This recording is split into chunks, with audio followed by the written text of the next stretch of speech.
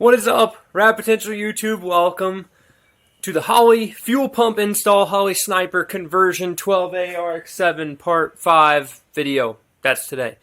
So, in today's video, we are going to go over the requirements that you're going to change on your RX-7 in order to run the Holley Sniper with regards to the fuel system. Okay, as you can see, I've already done some configuring, but not to tease you, we're going to start from the beginning.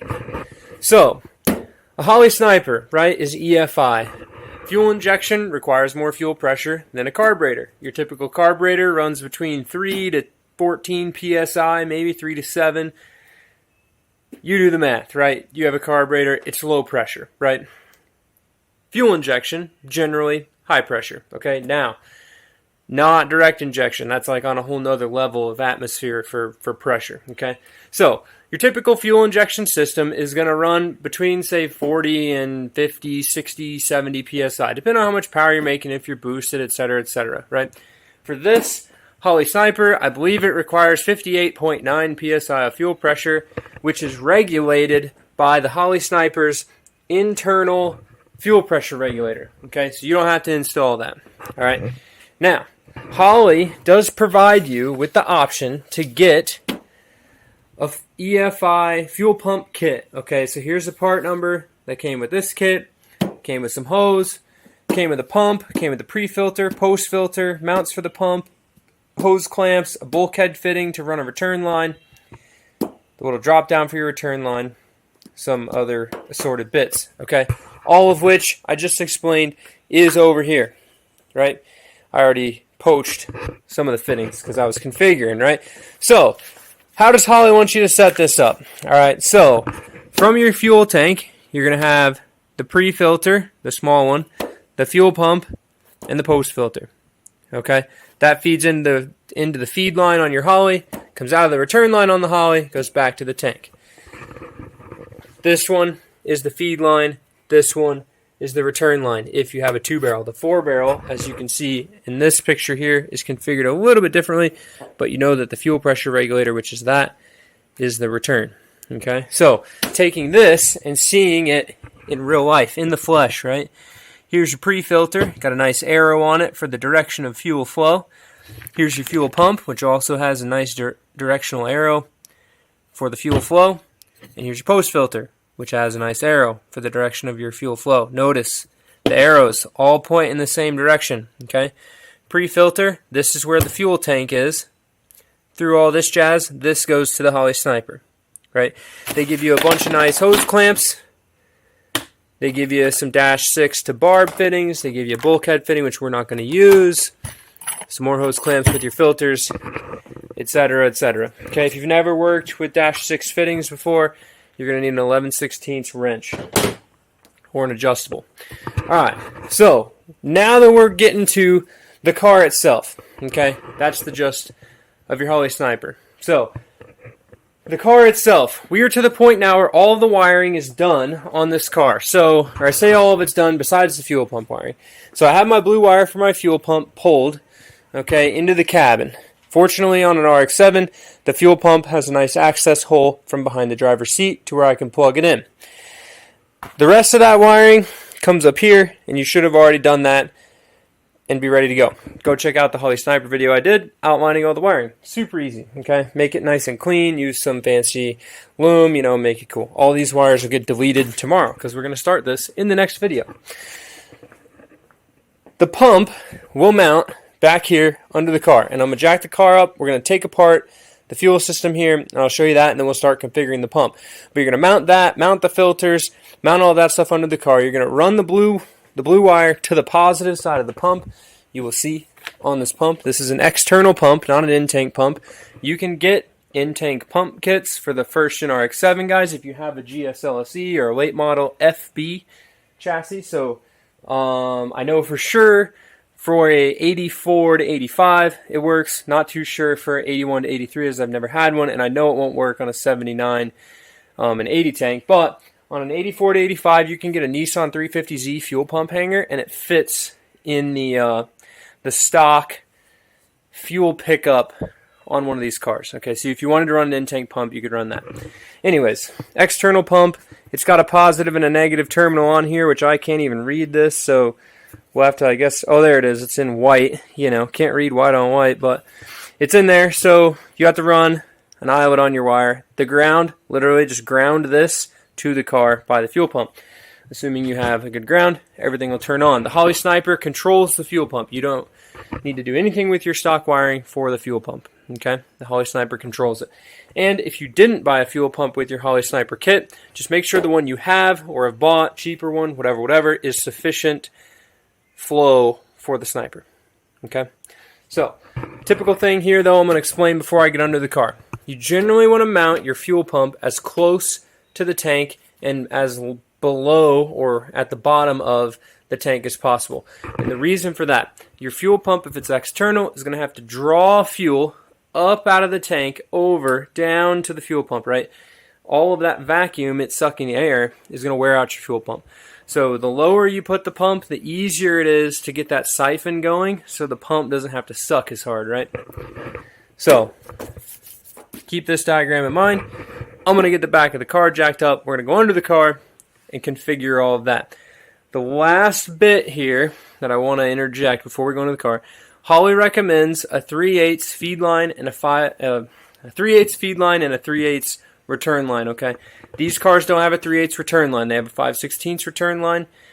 From the people that I know who have installed a Sniper on these cars in the past, the 5/16 return line is not a hindrance to this car running. Okay, now if you're running a boosted car, you're running more fuel pressure, doing all sorts of whatever, right, and have an external fuel pressure regulator, this, that, and the other, I would suggest using the feed line on your car, the 3/8 as a return, and running a new 3/8 or a new 1/2-inch feed line.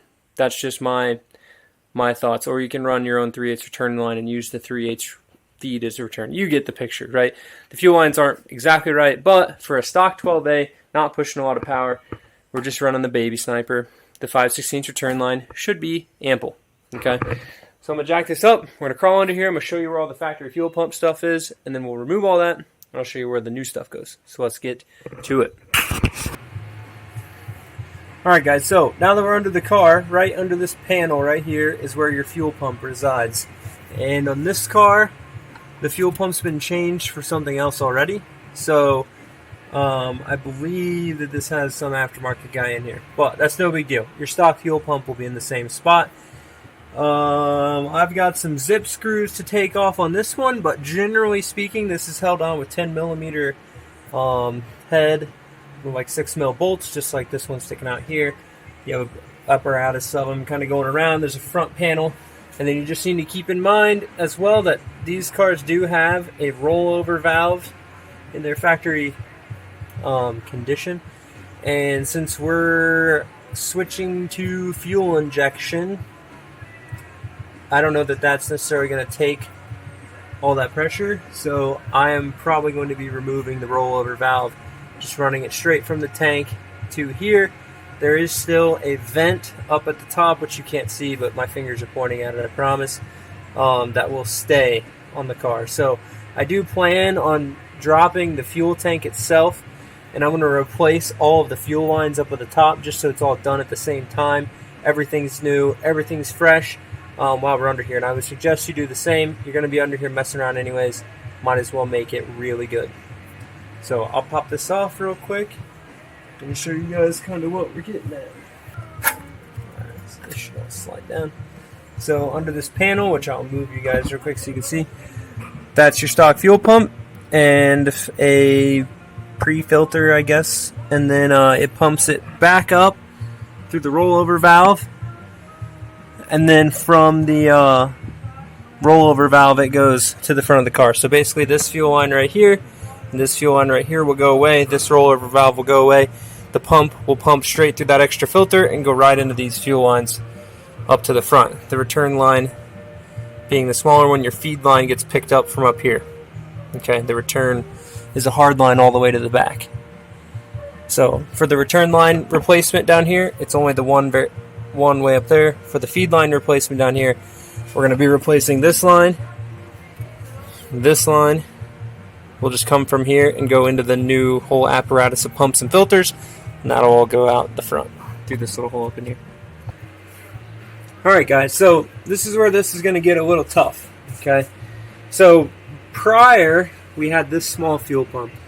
Alright, you guys can't really see that effectively well, but it was situated in here with the filter turned this way.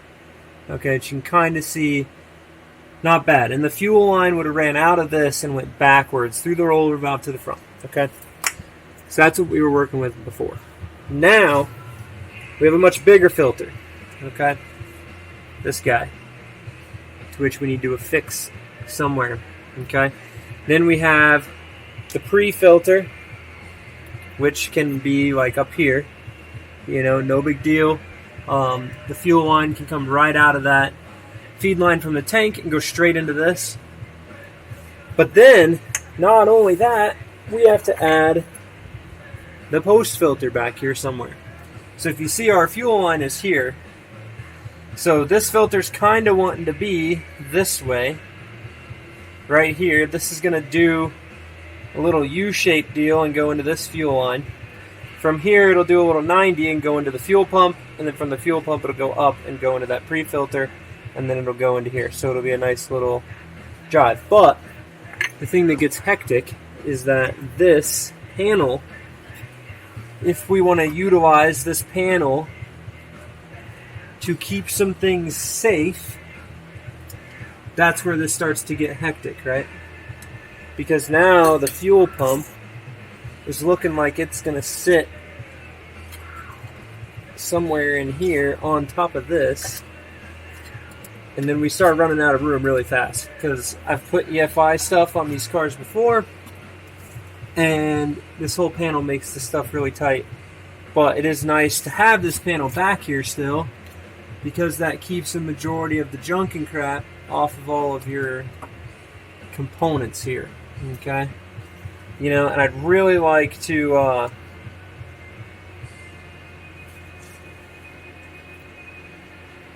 be able to keep most of this intact. So I'm going to do some finagling. I really would like to keep the pump behind the panel as best as I can. I don't want it to hang any lower than the frame rail. Really don't want the pump up here, you know. I'd like to keep the pump, you know, within that little unit, but it's going to be really tough to fit that pump and that second filter in there, and keep everything, you know, looking nice. You might think, well, why don't you just mount the pump here and leave it open, but then dirt and stuff's going to get on it, and I don't like that. So once I get it figured out, I'll show you guys what I'm thinking, but I'm going to need to do some configuring, and you don't want to be here for the whole duration of my configuring. Alright, my dudes, so this is kind of a royal pain in the butt to get this thing mounted, and still utilize this tray, but also keep this high enough to where it's not going to hit anything, to keep all the hoses from kinking when you line them up. So this is where I've ended up, and you might be like, holy cow, it's barely on there. Yes and no. Okay, this thing is not going anywhere. Alright, it's super tight. These brackets that Holley provides are awesome. We got a bolt in both sides to hold it down. What I did to this tray is I notched the triangular portion off. I still left the factory like fuel filter mount stud on there, not that it matters. And then I simply, there's a hump right here, and I just hammered that hump flat. So you can see from the bottom, still looks fairly nice. I mean, like, you crawl into the car, you're not really going to notice it. Obviously, you look in here, you can see some of my hammer marks, not a big deal. I went ahead and ran the wires, as you can see there. So the positive one in this configuration is the bottom one. The negative is the top. The reason that this is like this is because this filter is going to sit right here, okay? Much like this filter is then going to do a little 180 and hook back into the fuel line and go to the front. From here, I got plenty of room to go up, and you'll see once I get this mounted in there where that goes. Okay, the reason the pump had to be mounted this far back that way is because I needed to be able to make this corner without this hose kinking. So you can see we're getting really close to having it kink, and I'm not too enthused about that. But there really is no better way for me to do it. So this is where it's going to go. I'll get it configured so it doesn't kink. You know, that's going to sit in there much like that. I've got a piece of rubber I'm going to wrap around this filter just so it doesn't rub on this and rub through and have a fuel leak or anything. But we should be good otherwise. So this is how this is configured here. Yeah, just kind of want to show you that. it's a mess. But it's solid. It's not going anywhere. It's really not a mess. I mean, it's in pretty good shape. The car is dirty underneath, so I'm dirty, which is why I'm saying it's a mess. But I got to mount that filter yet. I'm going to get this whole deal put back up in there. You guys will be able to see it, and then we'll continue back under the car. It's kind of a fun brain teaser to figure this out, and hopefully once I get this in here, this doesn't stick back too far. I think we're good, but that's got to turn up, and I just want to make sure that fuel line and stuff isn't like, gonna get smashed, or it won't. It's way up under here. It's higher than the suspension links. It's higher than everything, but I just hate things sticking out. I'd really like to keep it in the factory configuration, but obviously this is far from factory, so we gotta do what we gotta do. Alright guys, so before I show you the fuel pump part, you can see kind of some of it sitting down there. Apologize for the bad lighting. We're in a home garage just like you guys, so no big shops around here. I've dropped the tank here, and you can see the new fuel pressure. Why do I keep saying fuel pressure? The new fuel injection fuel line has been installed. So the line closest to the driver's side coming out of the top of the tank is the feed, the middle one is the return, and the farthest one is the vent. And that is sitting on the driver's side of the vehicle. Okay. Now, pro tip. If you drop the tank just about this much and you have one of these fancy daily whoppers right here, you can get those hose clamps on there without really giving it too much of a fit. I would also suggest, I don't know why I say pro tip, I don't get paid to do this stuff that much, so it's not my day job. Anyways, pro tip though, leave excess fuel line. When you put the tank in, go ahead and just situate it in the right spot, and then put the tank back up, and then cut the lines. Don't try to cut the lines with the tank down. You'll have excess stuff. Just do it once you get the tank back in. The other thing that I have figured out, and you can see I've got like 30 feet of 3/8 hooked up right here, is that I'm actually going to use the 3/8 fuel line to replace this short metal hard line here with where the pump is. It's not going to make the bend, and I'll show it to you from the other way, but I'm basically just going to go straight from the tank to that filter right there. No, it's not going to rest on the axle. It's going to be tucked up here real nice, but just to show you, I went ahead and disconnected. This is your fuel sender. Tell you how much fuel you have, and there's enough play in the gas tank thing. You can drop it down. Don't take all of the straps off. I guess all. Only take half of the straps off. The front half, let it settle down on a floor jack it back up. No major stuff. Unless you have giant hands, you should be able to get up in here to get to this stuff. So, pretty easy. Alright guys, the bottom of the car is done, and I apologize. Like I said, if it's a little dark, I'm doing my best with this light. You can see the new lines coming from the tank. I zip tied the rubber line to that metal line that was the hard line there. Shouldn't see any movement out of it. It's definitely higher than the Watts link bar there. Shouldn't have any issues. Coming down, you've got the filter, making a 90-degree turn. That's the only part that I'm really not too fond of, is that it sticks out a little bit past the frame rail, but I don't think there's much I can do besides putting a 90-degree fitting on the actual fuel pump itself. And the same thing underneath here, you can see the plate mounts nicely. The fuel line connects into the hard line right up in here, and the other guard plate covers everything nicely. It's definitely all confined to this area. Nothing's getting into the drive shaft. Nothing should be coming up through here to catch this, but this thing not going anywhere. It's definitely not going to fall out. This isn't moving, so I think we should be good. And makes it fairly serviceable. All your stuff's right here to get to, so if this thing can hang out in here, I think this will be okay. So that's where I'm going to leave that. We're going to go ahead and I'm going to hop up to the front of the car and show you guys that end. Because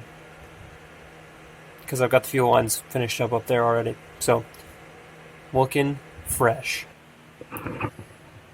Alright guys, so now that I'm filthy dirty and it's super late, here is the fuel lines from the front. We got the return line hooked up here, the feed line hooked up here, both of them looped, routed over here to the engine. So pretty stoked. with how it looks. Bead, out, return. One thing that I did have to swipe from one of my other cars is a -6 to -6, female to male, 90-degree coupler right here. With where this return line exits, it's right into the alternator, as you can see. So I had to do some reconfiguring on that. Don't worry, the steel one won't stay here. I've got an aluminum one ordered that's black, so you won't even be able to tell. And even then, too, I may just get... Probably ought to go reorder it, but now that I think about it, I should have just ordered a -6 92, a barb fitting, and I wouldn't have the redundancy here, if that makes any sense. So, with that concludes installing the fuel system, but there's one last thing to do. First, I gotta put my hat on. Second, we're gonna check this thing for leaks. So, I didn't hook up the ground wire. Alright, I'm gonna hook the ground wire up, and then we'll be in the car to check it for leaks. Let's grab this fancy screen here. We should be able to hear the pump kick on when I turn the key on.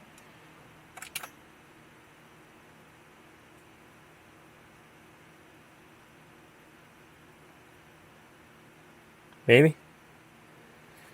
Does it have to be cranking first? Alright, well, I thought the fuel pump was going to come on whenever I turn the car on. It's not.